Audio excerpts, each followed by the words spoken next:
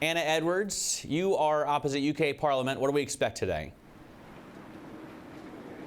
Yeah, well, what changes in terms of the country that we wake up in the UK tomorrow? Well, not really much. And in terms of business, not much changes because people and goods and data will continue to flow just as before. But that's because we enter into a transition arrangement, of course, which goes until at least the end of December 2020, the end of December this year. So not much will change. MEPs will no longer go from the UK to sit in the House, to sit in the European Parliament. So no more Nigel Farage attempting to wave his Union Jack and the like will be taking place, and there won't be UK participation at the European Council. So we lose our seat at the table in that sense. So some things are changing. A commemorative coin, Matt, has been issued, which is going into circulation today. And we are going to hear from Boris Johnson later. He's aware he's addressing two different parts of the country here, essentially, those who voted for this and those who didn't. He said he'll be mindful of that in his language. He'll speak at 10 o'clock this evening UK time, and then at 11 o'clock UK time, after a laser show and a countdown clock on Downing Street, the UK will leave after 47 years and 1 month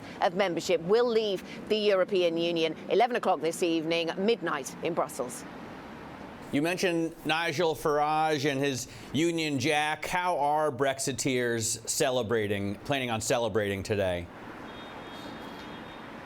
Well, I think Nigel Farage is going to be in central London at a Leave Means Leave rally. That's certainly part of the conversation. On the Remain side, we understand there are vigils taking place. That's the word they're using in Edinburgh, in Oxford, in places that voted pretty strongly for Remain.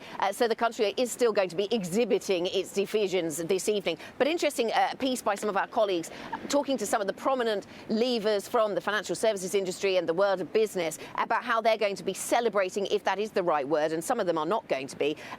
Crispin O'Day of hedge fund fame, of course, saying it's going to be a gentle thank you, not exuberance. Peter Hargreaves, we've talked to him, Matt, the asset management boss. He says he wants an early night. He wanted a complete exit, and so this is not what he voted for. Now, Tim Martin, Matt, somebody we've talked to many times, the Wetherspoons boss, he says he's got no party planned. It's going to be his normal routine, which apparently involves some ales and some Merlot. That's what he's going to be doing, but his business is going to be commemorating, at least, with a Let's Stay Friends promotion, offering some discounts on some continental provisions. But still, there are going to be calls, of course, for uniting the country. That's going to be the message we're going to hear from the Prime Minister.